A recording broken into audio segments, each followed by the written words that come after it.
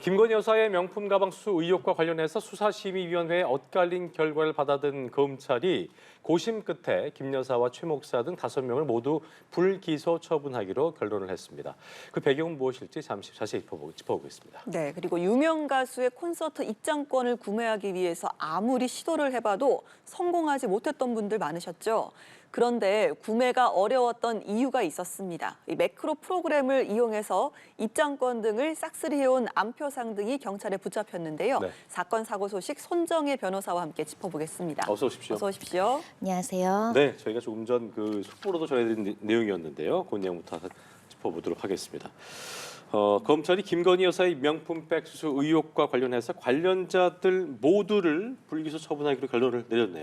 네, 어느 정도 예상된 결과일 수도 있습니다. 예. 그러니까 주요 혐의는 청탁금지법이죠. 소위 말하는 김영란법으로 이제 공직자가 일정 금액 이상의 금품을 수수하는 경우에는 이 배우자 그리고 공직자 관련해서 신고 의무를 부과하고 신고 의무를 이행하지 않는 경우에는 형사처벌을 하는 내용으로 이제 구성된 범죄인데요. 예. 이에 대해서 이제 최재형 목사, 김건희 여사의 여러 가지 관계 그리고 그 선물을 줬을 때 디올백을 줬을 때 어떤 발언, 구체적인 행위의 경위 그리고 친분 관계, 금액 그리고 청탁의 구체성 이런 것들을 이제 모두 종합적으로 확인했을 때는 부정청탁금지법에서 금지하는 직무 대가성으로 받았다라고 보기 어렵고 특히 배우자에게는 형사처벌 조항이 없고 그 공직자, 그러니까 윤석열 대통령에게만 신고 의무가 있는데 예. 신고 의무가 있는지 살펴보았으나 법리적으로 또는 사실적으로 신고 의무를 인정하기 어렵다라는 게 주된 취지입니다. 예, 이번에 검찰의 최종 판단에 주목이 됐던 이유는 수사심의위원회에서 김건희 여사에 대해서는 불기소 의견을 냈고 또 최재형 목사에 대해서는 기소 의견을 냈기 때문인데요. 먼저 김건희 여사에 대해서 불기소 처분을 내린 배경부터 좀 짚어볼까요? 네, 일단은 검찰 수사팀의 의견은 만장일치로 불기소 의견이 나온 상황이고요. 예. 수사심의위원회에서도 불기소 의견이 나왔습니다. 수사심의위원이라는 것은 그 결정의 법적 구속력은 없고 권고적인 효력 정도가 있기 때문에 꼭 따라야 되는 부분은 아니지만 최재형 목사 건에 대해서는 8대7로 일부 기소 의견이 권고가 되었기 때문에 최종적으로 검찰이 어떤 선택을 할지 이제 관건이었는데 이 수사심의위원회에서의 일부 기소 의견에도 불구하고 여러 가지 법리상 양쪽 다 불기소 처분하는 것이 타당하다라는 것이 검찰의 시각인데요. 가장 중요한 것은 직무 관련성, 그러니까 대가성이 없기 때문에 처벌할 수 없다라는 논리입니다. 예. 즉 이 최 목사가 이 준 디올백이라든가 화장품 같은 경우에는 취임 축하라거나 아니면 또는 면회, 그러니까 그 접견을 위한 어떤 것으로 지급했을 뿐 구체적인 현안의 어떤 업무와 관련해서 구체적인 현안을 그 청탁한 것이 아니다라는 이제 판단인 것이고요. 최초에 최 목사가 이제 검찰에서 주장했을 때 나는 어떤 청탁이나 업무 관련성으로 준 게 아니라 접견을 위해서 만나기 위해서 줬던 것이다. 이 친분을 어떻게 누군가를 만나기 위해서 우호적인 원만한 관계를 유지하기 위해서 줬던 것이다. 이런 진술도 참고가 되지 않았을까라는 생각이 들고요. 예. 그런 만큼 공직자의 구체적인 직무와 이 디올백과 화장품, 양주 이런 것들은 서로의 어떤 대가 관계가 성립하기 어렵다. 대가 관계가 성립하기 어려운 부분과 관련한 금품 수수를 하는 경우에는 배우자는 처벌 조항이 없고 예. 공직자 같은 경우에도 이것을 공직과 관련해서 받은 것을 알고도 신고하지 않았을 때 처벌하는 것인데 이 공직자 직무와 관련이 없는 금품 수수이기 때문에 이것을 또 신고를 하지 않았다고 처벌하기는 어렵다라는 게 검찰의 판단입니다. 그렇군요. 그 앞서서 이 수사심의위원회가 팽팽한 논의 끝에 그때 8대7이었죠. 최재형 목사에 대해서는 기소 권고 의견을 내렸었는데 이제 검찰이 최재형 목사 등 뭐 또 다른 관련자에 대해서도 다 불기소 판단을 한 거잖아요. 아마도 검찰의 고심에는 이 부분이 있었을 것 같은데 오늘 결론에 있어서 어떤 좀 고민을 했을까요? 수사심의위원회도 8대7 그러니까 치열하게 기소 의견과 불기소 의견이 팽팽했다라고 보시면 될 것 같고 일부 기소해야 된다는 판단도 업무 대가성, 직무 관련성이라는 것이 여기에서 결정하는 게 아니라 상급 기관인 법원에서 최종적으로 결정해 보는 것이 좋기 때문에 기소해서 판단 받아보자 이런 의견들도 일부 있었던 것으로 보입니다. 따라서 직무 관련성과 관련해서는 그만큼 입증이 좀 곤란하고 어려운 부분인데 우리 형사재판의 구조는 이 검사가 유죄를 입증해야 되고 유죄의 증거를 명확하게 제출해야지 유죄를 나올 수 있는 부분이 있기 때문에 네. 무죄 가능성이 있다라고 한다면 좀 고심할 수밖에 없는 사안이고 예. 특히 이제 최 목사가 본인이 내가 이런 죄를 저질렀고 이렇게 구체적인 현안에 대해서 청탁을 했다 주장했던 내용들이 있습니다. 뭐 어떤 인사에 대해서 어디에 뭐 해달라고 한다거나 뭐 통일 TV 방송을 다시 송출해달라거나 이런 진술을 한 것까지는 확인이 되지만 이 요청 내용들이 이례적이고 모호하고 구체적이지 않았기 때문에 이것을 대가관계라고 구성하기 좀 어렵다라는 것이고 이 선물과 요청 내용 사이에 시간적 간격이 있다라는 겁니다. 네. 줄 때 뭐 이 사람에 대해서 이렇게 해주세요라고 하는 것이 아니라 좀 시간적 간격을 두고 했기 때문에 이에 대해서 대가관계를 인정하기 어렵고 개인적 소통을 넘어서는 어떤 직무 관련성을 발견하기가 어렵다. 즉 우호적 관계나 접견을 위한 수단에 불과했을 것이다. 이런 시각에 대해서 이제 검찰이 방점을 둔 것으로 보이고요. 다만 이제 검찰의 고민은 이렇습니다. 이렇게 결론이 나면 공직사회에 미칠 영향력이 있겠죠. 그렇죠. 수백만 원이라는 어떤 고가의 선물이라고 표현을 하면 이런 것들을 공직자의 배우자 그러면 뭐 직무대가성이 좀 미약하거나 모호하면 받아도 되는 것인가? 그런 면죄부를 줘야 될 것인가? 그렇죠. 그런 부분에 대한 고민이 굉장히 깊지 않았을까 생각합니다. 알겠습니다. 다음 이슈를 좀 짚어보면요. 예. 암표 판매 논란 심각한 사회 문제로 떠오른 지도 한참이 됐습니다. 이번에 실체가 드러났는데 특히나 그 매크로 프로그램을 이용을 해서 티켓을 싹쓸이해온 암표상들이 붙잡혔는데요. 자세한 설명을 좀 해주실까요? 네, 공연법이 개정되고 처음으로 이제 대거 검거가 된 사람들이고요. 네. 7명이 적발됐다라고 합니다. 이 매크로 프로그램이라는 것은 자동 입력으로 프로그램을 만들어서 이렇게 기계적 조작을 통해서 티켓팅하는 것이기 네, 때문에 네. 사람이 손으로 하거나 하는 것보다 훨씬 빨라서 아무리 빨리 사실 해도 이길 수가 없는 거죠. 예, 이길 수가 없기 네. 때문에 주요 자석, 주요 콘서트, 뭐 여러 가지 행사 같은 경우에는 매크로를 이길 수가 없다라는 게 뭐 거의 널리 알려진 사실관계였는데요. 맞아요. 이런 프로그램을 이용해서 이제 티켓팅을 하다 보니 1, 2분 내에 예매 링크에 접속해서 결제까지 모두 다 완료되고 1인 9매를 동시에 예매를 할 수 있을 것이고 그러다 보니까 대량으로 이렇게 구매해서 웃돈을 얹어서 부당한 이득을 취득했다는 것인데요.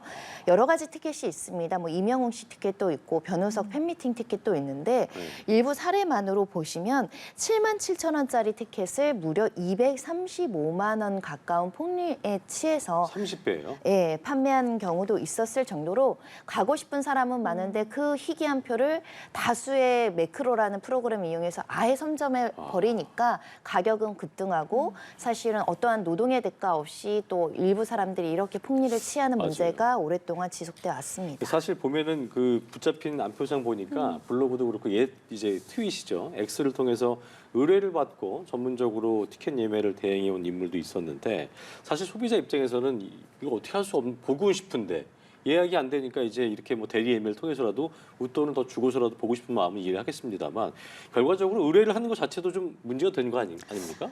수요가 없어야 이런 불법적인 공급이 없을 수 있겠죠. 그리고 공정하지 않다라는 인식을 가져야 될 것 같습니다. 예. 이 스포츠나 문화의 공정 경쟁을 질서를 어지럽히고 사실 티켓을 통해서 문화나 스포츠계가 발전을 해야 되는데 엉뚱한 사람들한테 범죄 수익이 가는 네, 구조도 그러니까요. 굉장히 심각한 문제이고 이 문화예술인들도 이거에 대해서 공분을 하고 있는 것인데 얼마나 부당한 이득을 취득했냐면 네.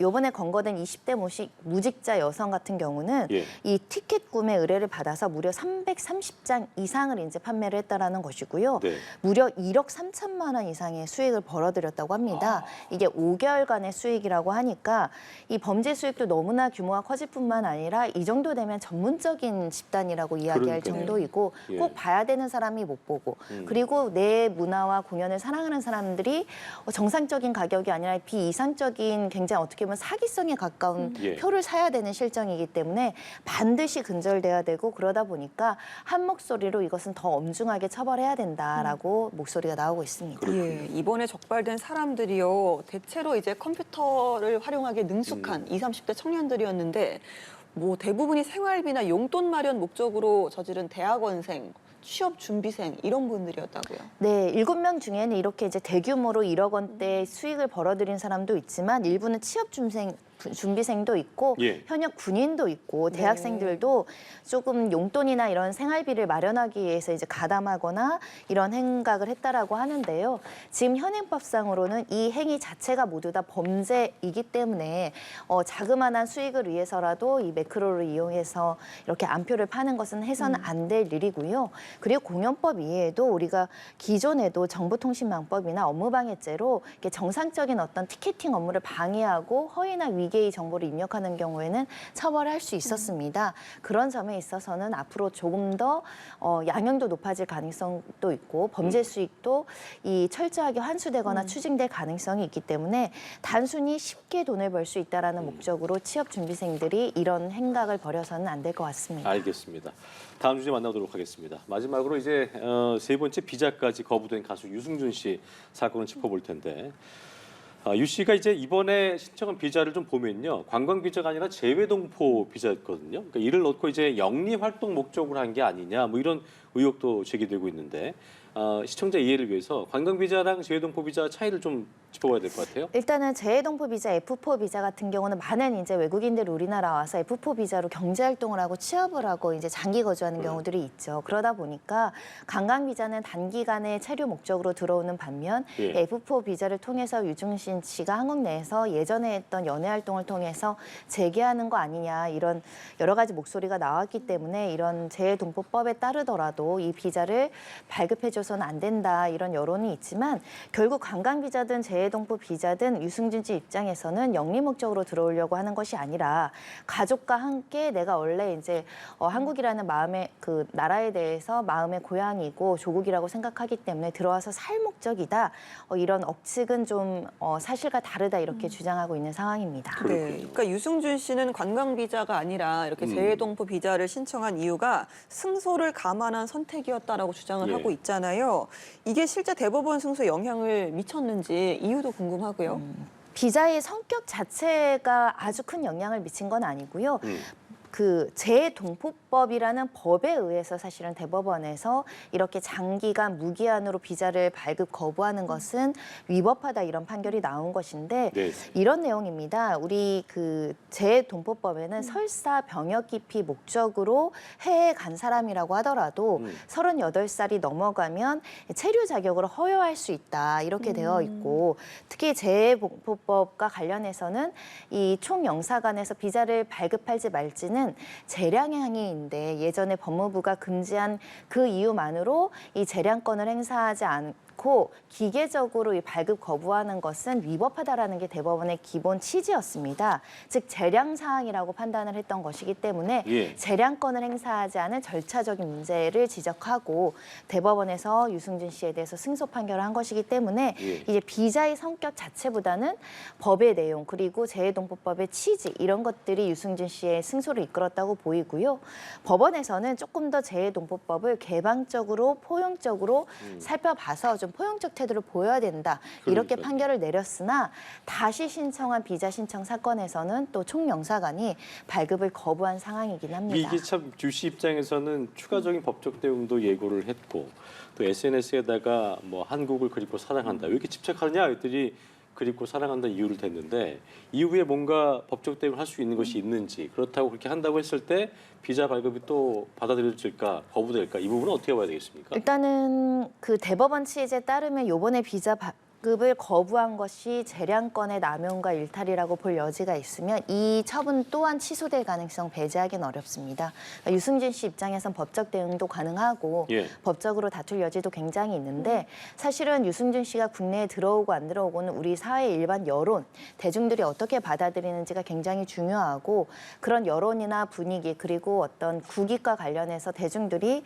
유승준 씨가 재외동포법에 따라서 들어오는 게 우리 국익에 도움이 된다. 그러면 사실은 병무청이든 총영사관이든 비자 발급에 거부하지 않을 것인데 대중들이 일단은 여러 가지 공공의 질서라든가 국방의 의무나 이런 것들로 문제 삼기 때문에 결국 여론에 유승준 씨가 어느 정도 좀 우호적인 분위기를 만드는 게 굉장히 중요한 상황이 아닐까 생각이 들고요. 예. 설사 비자가 발급돼서 한국에서 거주하고 활동한다고 하더라도 대중들이 받아들이고 아까 그렇죠. 법원의 판례처럼 포용해야지 결국 궁극적으로 안정적인 생활이 가능한 거 아니겠습니까? 예. 좀 더 다른 노력도 필요한 것 같고요. 대중들도 일단 법원에서 판결이 나온 만큼 조금 더 객관적인 시각에서 받아들여질 수 있는 부분이 있는지 한번 생각을 해보는 게 이미 유승준 씨는 연예인이라서 그렇지 이렇게 병역 기피로 나갔다 들어온 사람이 대한민국에 많이 같이 함께 거주하고 있거든요. 그런 점들도 여러 가지 시각에서 좀 생각해 주시고 다만 이제 지금 국방의 의무를 열심히